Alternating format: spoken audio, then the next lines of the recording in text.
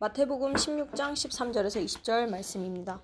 예수께서 빌립보 가이사랴 지방에 이르러 제자들에게 물어 이르시되 사람들이 인자를 누구라 하느냐 이르되 더러는 세례 요한 더러는 엘리야 어떤 이는 예레미야나 선지자 중에 하나라 하나이다. 이르시되 너희는 나를 누구라 하느냐 시몬 베드로가 대답하여 이르되 주는 그리스도시요 살아계신 하나님의 아들이시니이다. 예수께서 대답하여 이르시되 바요나 시몬아 내가 복이 있도다. 이를 내게 알게 한 이는 혈육이 아니오 하늘에 계신 내 아버지시니라. 또 내가 내게 이르노니 너는 베드로라. 내가 이 반석 위에 내 교회를 세우리니 음부의 권세가 이기지 못하리라. 내가 천국 열쇠를 내게 주리니 내가 땅에서 무엇이든지 매면 하늘에서도 매일 것이요 내가 땅에서 무엇이든지 풀면 하늘에서도 풀리리라 하시고 이에 제자들에게 경고하사 자기가 그리스도인 것을 아무에게도 이르지 말라 하시니라. 오늘의 말씀은 안 될 때 오는 참된 축복이라는 말씀입니다. 많은 사람들이 신앙생활을 할 때 그러니까 이제 새신자 때 오는 많은 갈등들이 있죠. 갈등도 있죠. 예를 들어서 어떤 거냐, 뭐 기도를 했는데 기도 응답이 없다던가, 하나님께서 이렇게 해주세요 하고 기도를 했는데 기도 응답이 잘 되다가 기도 응답이 안 오거나 할 때 그렇게 많은 사람들이 갈등을 느낀다고 합니다. 변화가 일어나지 않는 것. 변화. 내가 생각한 대로 이렇게 딱딱딱 이게 뭐 활동이 돼야 되고 뭐 계획이 이루어져야 되고 하지만 근데 그렇게 안 될 때, 계속 길이 막힐 때 이럴 때 많이 갈등을 느끼죠. 특히나 이제 이런 부분이 누구한테 많이 오냐면요, 젊은 이제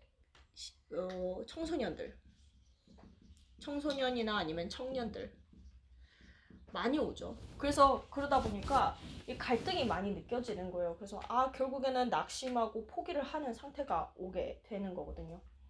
그러면서 말씀이 이제 정확한 말씀이 안 들어가는 거예요. 그래서 예수님께서 이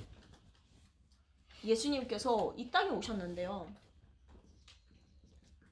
예수님께서 이렇게 물어보시는 거예요. 사람들이 나를 누구라 하느냐? 내가 누구냐? 그러니까 즉 사람들의 시선에 대한 그런 여론을 물어보는 거죠. 여론을 물어보면서 사람들이 도대체 나를 누구라 하느냐 하니까 사람들이 생각하는 게 이게 딱 드러나는 거예요. 뭐라 하느냐면요, 이 사람들이 이를 어떤 사람은 더러는 세례 요한, 더러는 또 뭐라고 돼 있냐면요, 엘리야, 더러는 예레미야, 아니면 선지자 중에 하나라라고 대답을 하는 거예요. 즉 사람들이 이 여론을 딱 들어보니까 사람들이 생각하는 것이 다 자기 기준에, 내 기준, 땅의 기준, 내 기준, 땅의 기준으로 사람들을 보는 거예요. 육신의 기준. 즉 내가 생각하는 나의 생각, 땅의 생각, 내가 먹을 것과 마실 것을 주니까, 나에게 입을 것을 주니까, 나에게 돈과 명예가 따라올 것 같고, 그 사람에게 가면은 참된 성공을 이룰 것 같고, 참된 성공이 즉 잘 먹고 잘 살고 복을 받고 지내고, 아니면 어떤 이는 이 복을 받는 인생이 나에게도 있을 뿐만 아니라 이 사회의 정의가 내려져야 된다, 실현돼야 된다 생각을 하니까 사람들이 대답을 하는 게 사회 정의를 실현하는 세례요한, 즉 부패나 이런 많은 부패 일으키는 거나 우리 땅이 지금 팔려나가는 것을, 속국이 되는 것을 보고 지금 이런 상태로는 우리가 우리의 나라를 제대로 세우지 못한다 하면서 세례요한처럼 예수님을 착각하거나 아니면 기적을 베푸는, 즉 치료의 목적으로, 아니면은 빵의 목적으로 빵을 만들어내니까, 뭐 고기도 만들어내니까. 그래서 엘리야처럼 그렇게 착각하는 사람들도 있었고요, 예수님을.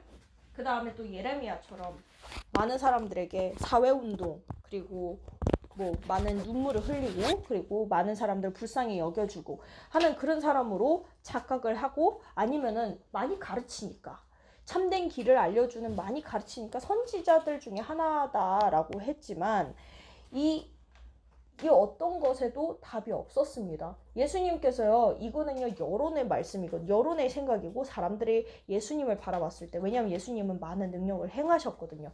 근데 그 여론의 생각이 아니라 당신의 생각을 물어봅니다. 너희는 나를 누구라 하느냐. 지금 여기 앉아 계신 여러분들은 예수님을 어떻게 보고 있습니까? 예수님을 어떻게 받아들이고 계십니까? 그는 예레미야입니까? 세례 요한입니까? 엘리야입니까? 선지자 중에 하나입니까? 마태복음 16장 16절에 이런 대답을 합니다. 누가? 베드로가 이런 대답을 합니다. 주는 그리스도시오. 이게 너무나도 중요한 말이죠. 주는 그리스도시오, 살아계신 하나님의 아들이십니다. 도대체 이게 무슨 말일까요? 그리스도. 이 말이 도대체 무슨 말이게? 어떤 사람들은 이 그리스도라는 말을 예수님 그 자체라고 하는데, 근데 예수님의 하신 그리스도라는 거는 예수님의 하신 일이거든요. 하나님의 일, 그리스도. 하나님의 비밀, 그리스도. 즉 하나님께서요 사람을 창조하실 때 창세기 1장 27절에 보니까요, 하나님과 하나님의 형상, 모양 그대로 만드셨거든요. 그 형상과 모양이 바로 그리스도라는 거예요. 하나님의 형상과 모양이 바로 그리스도고, 그 그리스도를 담을 수 있는 그릇으로 우리를 만들었단 말이죠.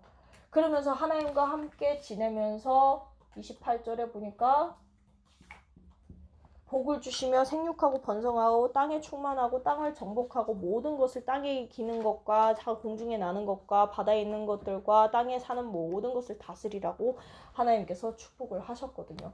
근데 이게 그리스도의 형상이요, 인간에게 있던 그리스도의 형상이 무슨 문제로 인해 가지고 잃어버렸거든요. 창세기 3장 문제로 인해서 그리스도의 형상이 완전 깨졌어요. 그러니까 인간이 아니게 된 거예요. 인간은 그냥 육신이 돼버린 거예요. 영도 모르고 혼은 혼탁하고, 육은 계속 영과 영은 죽고 혼은 혼탁하니까 육은 결국에는 계속 죽음을 향해서 왔던 곳에서 다시 돌아가는 그런 인생을 살게 된 거예요. 창세기 3장이 무엇이냐? 이게 바로 저주예요. 이게 바로 재앙이에요. 재앙이 계속 들이닥칠 수밖에 없는 저주가 임하는 거예요. 계속 나중에 죽고 난 다음에 이 영혼은요, 지옥이라는 데에 그 심판대 위에 서서 그 다음에 심판을 받고 지옥으로 가는 거예요. 그게 인간의 모습이 된 거예요. 창세기 3장 이후로. 창세기 3장에 누가 나타나냐? 뭐가 나타나냐? 사단이 나타납니다. 사단이 뱀 속으로 들어가서 하와에게 말을 심습니다. 너도 하나님처럼 되어 눈이 열려서 너도 선악과를 먹고 하나님처럼 되어 선과 악을 알 줄을 하나님이 아심이라. 그렇게 말을 하니까 하와가 나도 하나님 되고 나도 눈도 열리고 나도 선과 악을 알 수 있겠다라고 내 기준을 딱 정해버리니까 이 따먹지 말라는 열매를 먹고 하나님과의 관계가 완전히 무너진 거예요. 그러니까 죄가 딱 사람에게 들어오면서 인간은 하나님을 떠나게 됐어요. 모든 만물의 근원이신 하나님, 빛이 되신 그 하나님에게서 인간이 딱 떨어져 나가니까 인간이 아니게 된 거예요. 그냥 저는 이렇게 보거든요. 세상을 보면서 사람들은 좀비 같은 존재다. 좀비처럼 어떻게든 살아남으려고 죽었는데 뭔가 이렇게 막 좀비처럼 이렇게 돌아다니는 존재 같다라는 생각을 하긴 해요. 가끔씩 보면은 왜냐하면 사람들이 어떻게든 살아남으려고 뭔 짓을 하고 그리고 막 웃고 떠들고 하지만 결국에는 집에 가면은 공허하고 결국에는 사람들이 그 공허함을 채우기 위해서 무상 숭배하고 이상한 정신 문제 이런 상처받고 이런저런 말을 퍼뜨리기도 하고 사회적인 문제를 일으키기도 하고 삶의 문제가 나타나기도 하고 경제 문제 뭐 가정 문제부터 시작해가지고 많은 문제들이 일어나는 거잖아요. 그러다 보니까 그리고 죽음까지 이렇게 쭉 향해 달려가는데 결국에는 자기가 했던 모든 일이 행복하고자 했던 모든 일이 헛된 일이 돼버리니까 자기 인생은 뭐였을까? 라는 결국에는 후회 막심한 그런 인생의 삶과 결국엔 죽으면은 하나님 심판대 앞으로 가가지고 심판을 받고 그 자기가 그 판결 앞에서 어디로 가요? 지옥으로 가요. 그게 인간의 삶이거든요. 그거야말로 재앙이고 그거야말로 저주고 그거야말로 지옥이잖아요. 그러니까 하나님께서 이 그리스도의 비밀을 인간에게 하나님의 형상을 회복하시기 위해서 이 그리스도를 보내셨다. 즉 하나님께서요 그리스도를 보내셨다. 즉 벌써 이미 창세기 15절에 약속이 되어 있는 여자의 후손으로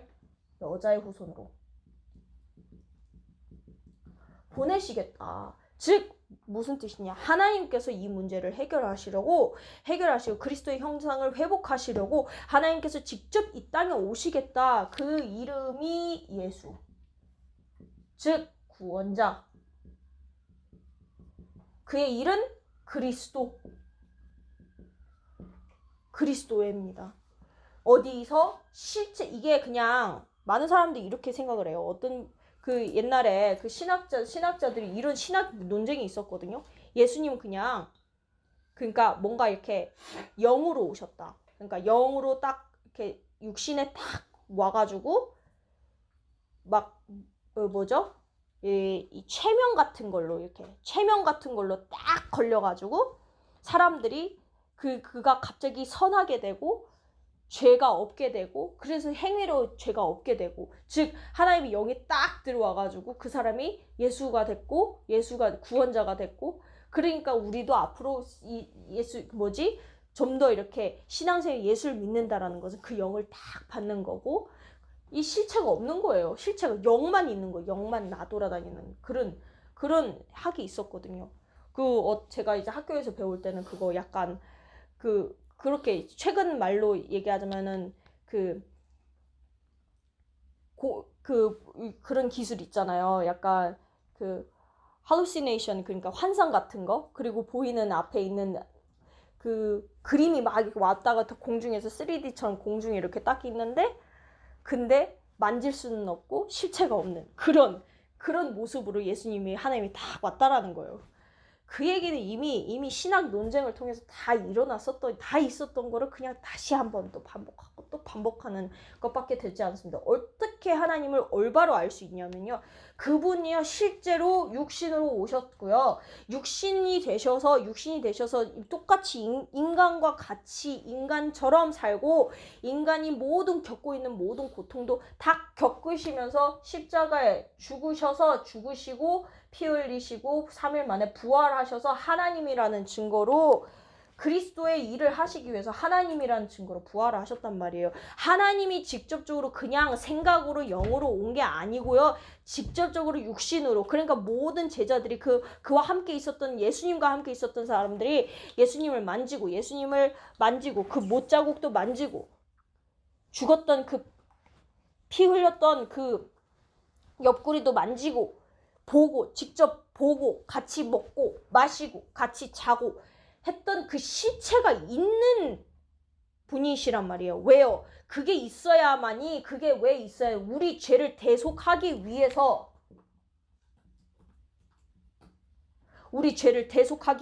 왜요? 대속했던 그 부활하신 예수님을 믿기만 하면 즉 영접만 하면 믿기만 하면 된다는 거예요. 믿기만 하고 영접하고 입으로 시인만 하면은 구원을 받는다는 거예요. 예수님과 똑같은 예수님의 영을 받아 예수님이 오시는 날에 다시 부활하는 몸으로 예수님과 같은 몸으로 부활한다라는 거예요. 예수님은 그냥 있는 게 아니라 실체가 계신 분이고요. 우리가 진짜 인간의 모습을 하나님의 형상 그리스도로 우리가 예수님을 통해서 알게 된다는 거예요. 그러니까 영접의 의미가 너무나도 중요한 거예요. 즉 어떻게 베드로처럼 주는 그리스도시요 살아계신 하나님의 아들이시니다 라고 고백하는 거예요. 성경에 말하고 있습니다. 영접하는 자 곧 그 이름을 믿는 자들에게는 하나님의 자녀가 되는 권세를 주셨으니. 이렇게 고백을 한 거예요. 이 고백을 하니까요. 하나님 예수님께서 너무 기뻐하셔가지고 베드로를 막 축복을 했거든요. 무슨 복을 주셨냐면 여기에서 이제 이 베드로가 너무 신나고 하나님 예수님께서 너무 신나셔서 이 고백이요 위에서 내려오는 고백이라고 하나님께서 주신 고백이고 하나님께서 영으로 알게 하시고 그리고 내 입으로 하는 게 아니라 하나님께서 알게 하신 바 이 비밀을 너에게 알려주고 그게 너에게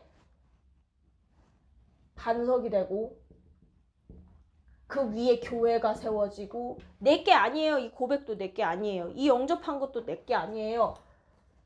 음부의 권세가 너를 해치지 못할 것이며 막 이렇게 축복을 주세요. 막 천국 열쇠를 너에게 주겠다. 이렇게 막 축복을 하시면서 예수님께서 갑자기 20절에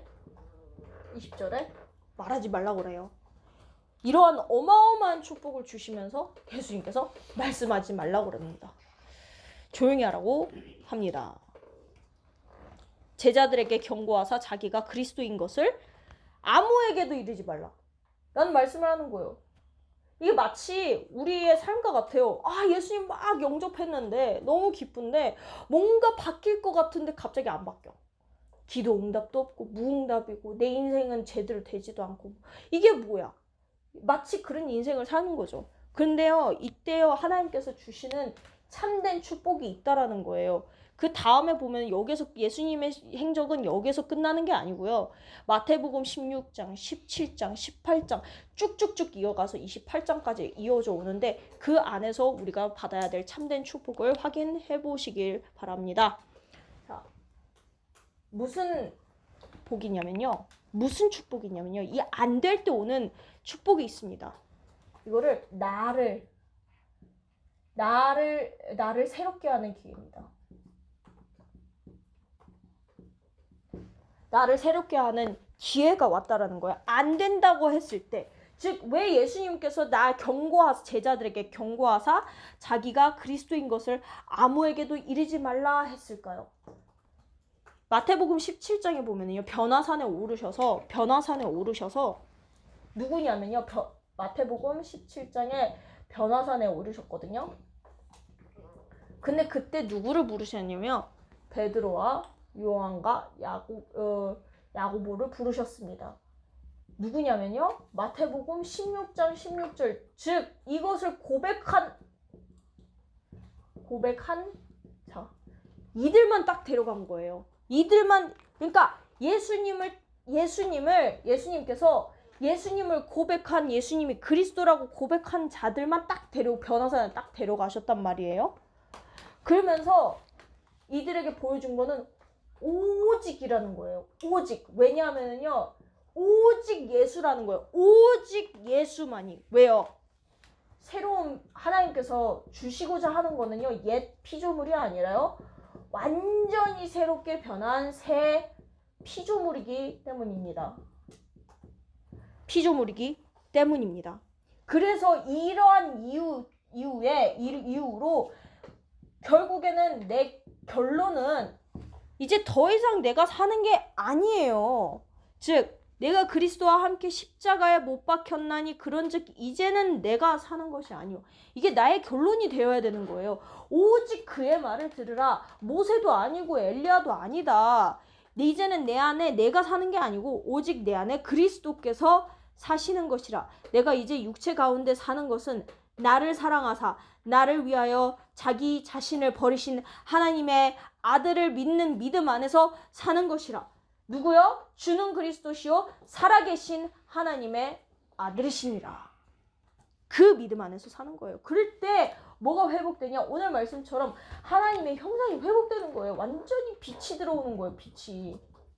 내 안에 어떻게 들어오냐? 하나님의 형상으로.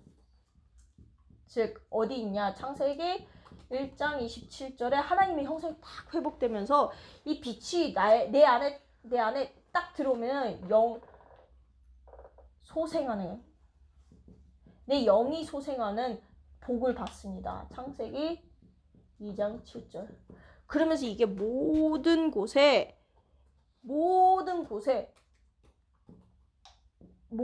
회복시키기 시작합니다. 모든 곳 회복. 어디에 나와 있냐? 마치 에덴의 축복에처럼 하나님께서 모든 것을 회복하시기 시작하십니다. 이게요, 나를 새롭게 하는 참된 축복이거든요. 안 될 때, 특히나 안 될 때. 그래서 말씀에 집중하라는 이유가 그런 것입니다. 그리스도에 집중하고 그리스도를 통해서 나를 새롭게 하는 시간표를 발견하시길 바랍니다. 두 번째로는요, 기도를 새롭게 하는 기회입니다. 무슨 기도를 세우는?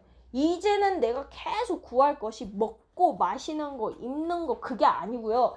마치 내가 생각하는 정의, 내가 생각하는 내가 필요한 나의 치유, 이 땅에서 잘 먹고 잘 살고 내가 이 썩어가는 육신을 위해서 내가 다 투자를 하는 게 아니라 영생을 할 진짜 몸을 위해서 정말 내가 무엇에 집중을 해야 할 것인가? 이런 기도를 바꾸는 거죠. 무슨 기도냐? 오직 그리스도. 내 안에 오직 그리스도 계시는구나. 왜요?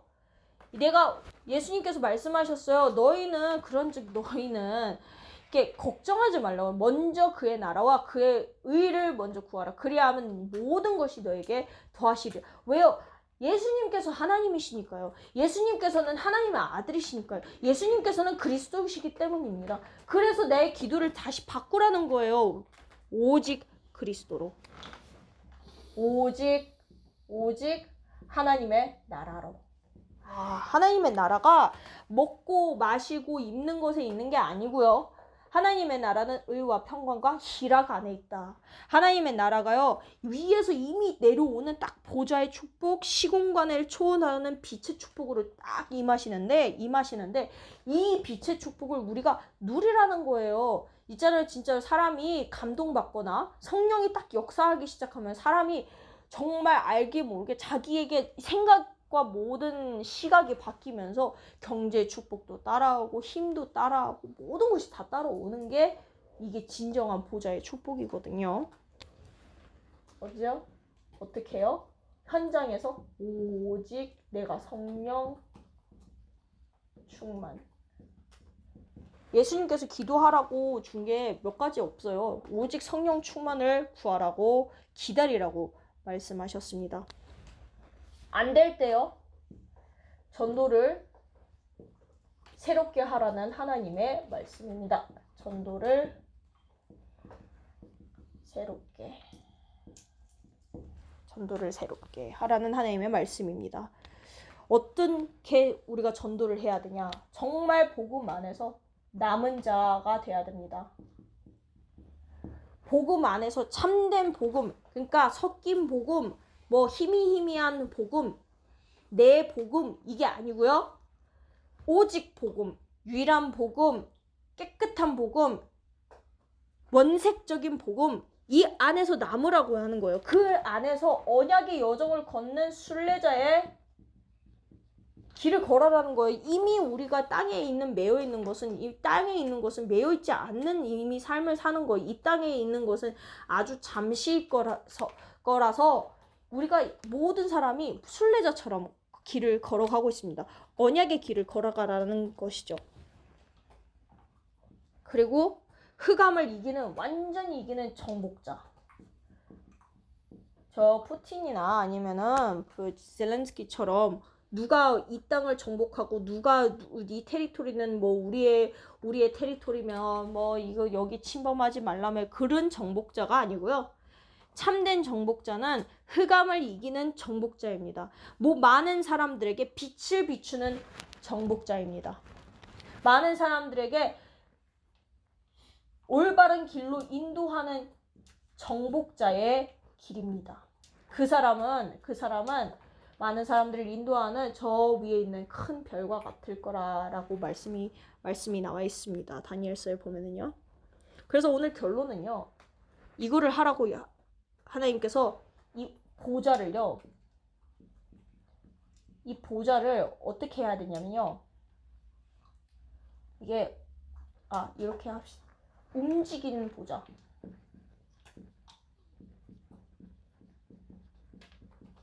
움직이는 보좌의 축복을 누리시기를 바랍니다. 성경을 보면은요. 하나님이 성경 보면은 우리가 성막이 있고 성전이 있고 그리고 교회가 있지 않습니까?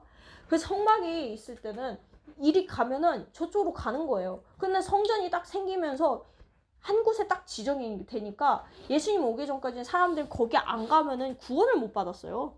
거기 안 가면 죄 용서함도 못 받았어요. 거기를 안 가면 거기를 메카처럼 인생에 딱 한 번 가야 메카를 딱 가야 구원을 받거든요. 저기 모슬림 사람들은 메카를 가야 돼. 인생에 한 번이라도 가야 돼. 그러니까 사람들이 거기는 몰릴 수밖에 없고 돈도 몰리고 사람들도 몰리고 이게 모든 관광지역에다가부터 시작해가지고 모든 사업이 다 몰리거든요. 사람의 유동 인구가 있기 때문에. 근데 그렇게 해가지고 진짜 복음을 사람들이 그렇게 성전을 만들어 놨더니 사람들이 이동하기 시작하더니 뭐예요? 진짜 복음은 깨닫게 못하는 구조를 만들어 놨잖아요. 이제 하나님께서 그게 아니라 이 복음을 알고 보좌를 움직일 수 있도록 우리에게 성전으로 내 안에 성전으로 이 보좌를 내 안에 딱 현장을 시키면서 내가 가는 곳곳마다 이 보좌를 움직일 수 있도록 하나님께서 이 축복을 우리에게 주셨습니다. 이게 진짜 보좌의 축복이거든요. 반석 교회 음부의 권세가 그 교회를 넘지 못하고 천국 열쇠를 주는 이 보좌의 열쇠, 이 보좌의 축복. 이것을 어디에다가 언제 누리라고 하셨냐면요. 현장에서. 어떻게 해요? 마태복음 28장 16절에서 20절 보니까요. 제자를 찾는 데서 만약에 내가 보좌잖아요.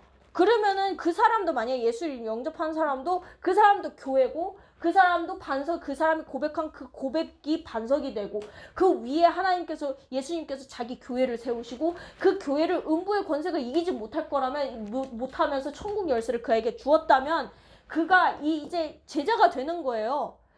아버지와 아들과 성령의 이름으로 세례를 주고 내가 너에게 가르친 것은 모든 것을 분부한 모든 것을 가르쳐 지키게 하라. 내가 너희와 항상 함께 있으리라 하는 말씀을 예수님께서 왜 말씀하셨냐? 하늘과 땅에 있는 하늘과 땅에 있는 모든 것은 내게 주셨으니 그러므로 현장으로 가라는 거예요. 가서 뭘 해라? 마가복음 16장 15절에서 20절까지 보니까요. 이런 말씀이 적혀 있습니다. 또 이르시되 너희는 온 천하에 다니며 만민에게 복음을 전파하라.